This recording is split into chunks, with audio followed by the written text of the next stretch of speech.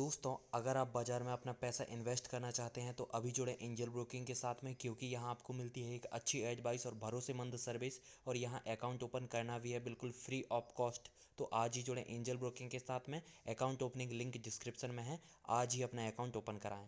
K R चौकसी holdings के देवेंद्र चौकसी सर स्क्रीन पे दिखाइए। देवेंद्र सर जुड़ते हुए। Devendra sir, good morning. और बहुत लंबे अरसे बाद आपसे चर्चा हो रही है। देवेंद्र सर, बीच में अच्छा खासा बड़ा मार्केट में सेल ऑफ नजर आया। इस सेल ऑफ को डिकोड किया क्या देवेंद्र सर? ये सिर्फ क्या मैं उस ग्लोबल फैक्टर्स, इंपोर्टेड मंदी को ब्लेम करूं, या इस बीच कुछ डोमेस्टिक संकेत खराब हो रहे थे जिसको मैंने इग्नोर किया? गुड मॉर्निंग और शुक्रिया मुझे शो में बुलाने के लिए।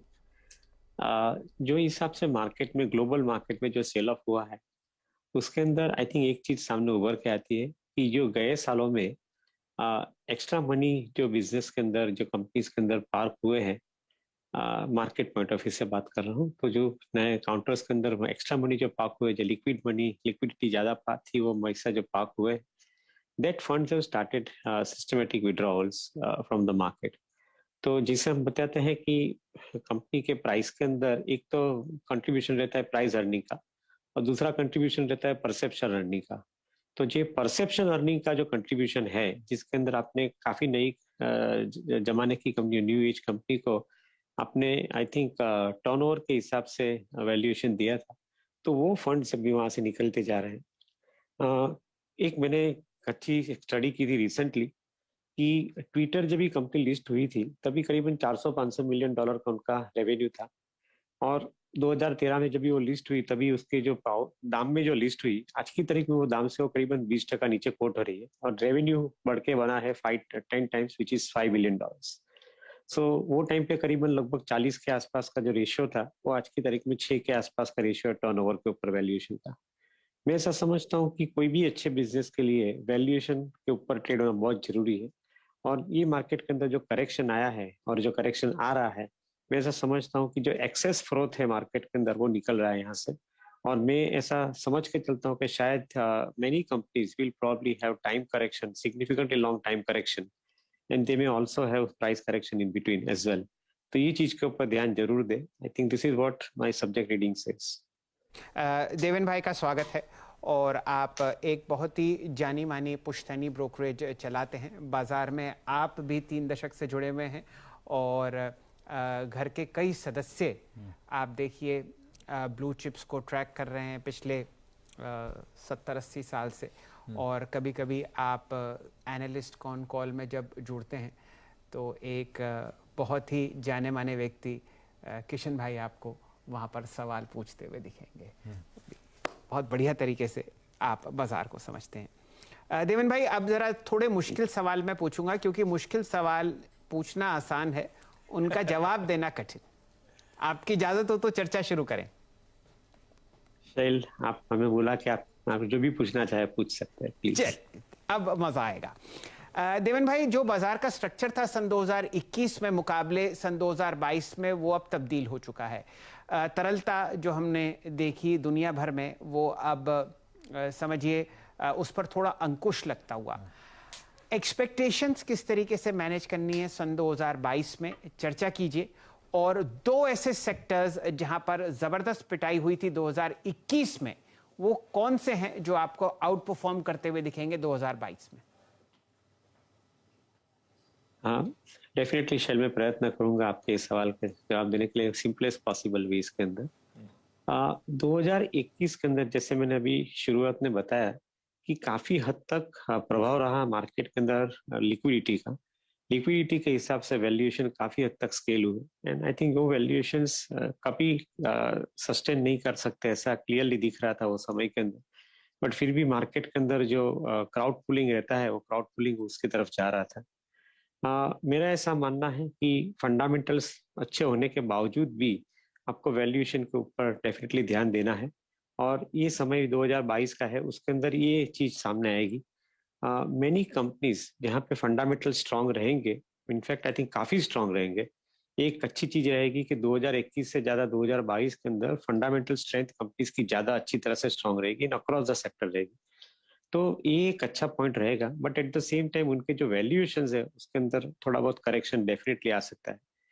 इन a simple term if I have to put across for 2022, 2022 का साल मुझे एटलीस्ट फर्स्ट 6 मंथ्स जहां तक अभी एटलीस्ट अनसर्टेनिटी है उसमें जो विजिबिलिटी मिल रही है, उसमें ऐसा एक समझ में आता है कि काफी हद तक रेंज बाउंड मार्केट रहेगा, काफी हद तक वोलाटाइल मार्केट रहेगा। जून जुलाई का पीरियड के बाद शायद मार्केट के अंदर थोड़ी स्टेबिलिटी आ सकती है।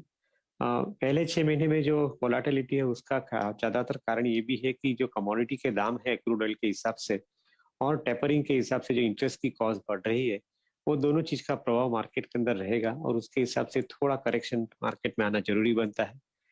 वोलाटिलिटी उसके साथ में डेफिनेटली जुड़ेगी बनेगी, ऐसा मेरा मानना है। जून जुलाई के बाद का समय जो मैं देख रहा हूँ उसके अंदर काफी हद तक क्रूड ऑयल के दाम एंड कमोडिटीज के प्राइसेस स्टेबल होने चाहिए, और वो स्टेबिलिटी आती है तो मैं ऐसा समझ कर चाहता हूँ कि कंपनीज के वर्किंग है उनकी प्रिडिक्टेबिलिटी अच्छी तरह से हो सकती है।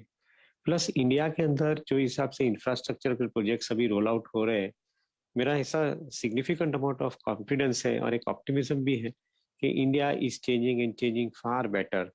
मैं थोड़ा बहुत आगे देखता हूँ तो उसमें भी मुझे संभव दिखता है कि 2025-26 के आसपास जब ये गति शक्ति योजना के प्रोजेक्ट्स इंप्लीमेंट होने शुरू हो जाएंगे, तो मैं ऐसा समझता हूँ कि इंडिया की इकोनॉमी करीबन 10% जीडीपी ग्रोथ के आसपास चली जाएगी।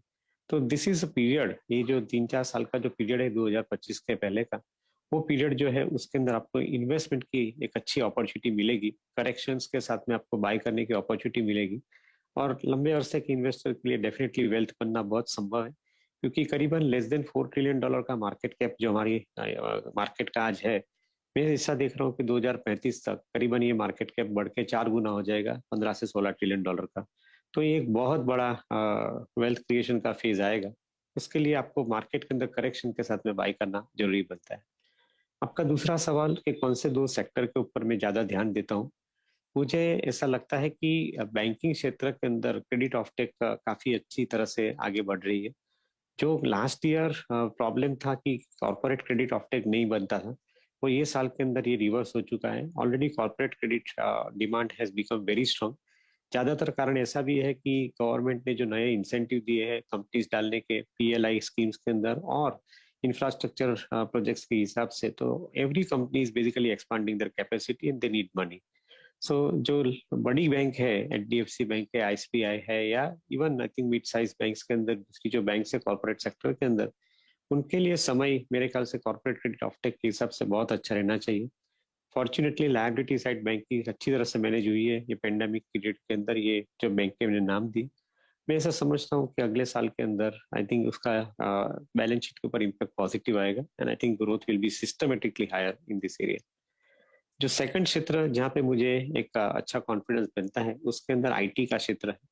आईटी के क्षेत्र के अंदर मैं समझता हूँ कि जो दिग्गज कंपनी है, फ्रंटलाइन कंपनीज है, उनके लिए आई थिंक एक समय बहुत अच्छा रहना चाहिए, क्योंकि every business is are now assuming IT as their operating expenditure as compare to earlier times of capital expenditure. तो definitely I think if the IT is a requirement to run the business, मैं ऐसा समझता हूँ कि many of the large IT companies जो हमारी country के अंदर जो है, उनके लिए एक अच्छा समय होना चाहिए globally as well as locally. So this two areas I am distinctly confident. Automobile के अंदर एंड ऑटोमोबाइल एंसिलरी एक साथ में जोड़ना चाहूंगा, क्योंकि आई थिंक एक स्ट्रक्चरल चेंज आ रहा है। ज्यादातर ऑटोनोमस ड्राइविंग और इलेक्ट्रिक व्हीकल्स के ऊपर फोकस रहेगा, and as a result of which I think some of the companies in the OE segment and ancillary segment should also do well. So I think many stocks we can talk. Overall economy looks I think brilliant. But ये 2-3 जगह पे ज्यादा focus है at this point of time. Interesting है। मैं सब कुछ wrap up कर दूंगा। देवेंद्र सर, आसान शब्दों में जो कुछ हो रहा है मेरली प्रॉफिट टेकिंग है, क्योंकि वैल्यूएशंस बहुत स्ट्रेच, बहुत रिच हो गए थे। ऐसा नहीं कि हमारे फंडामेंटल्स भी डगमगा गए, है ना, ये बात क्लियर। और यहां से लेकर ये जो आप पीरियड की बात कर रहे हो, जून जुलाई वोलेटाइल रहेगा, और इसमें हम लोग अगर लॉन्ग टर्म पोर्टफोलियो बिल्ड करना चाहते हैं तो एक्यूमुलेशन का समय होगा। Absolutely. I think this is what I think a brilliant summarization from your side. So definitely I think I believe that I think this is a good time to accumulate in the falling market. ठीक बात Devendra sir, thank you so much जुड़ने के लिए।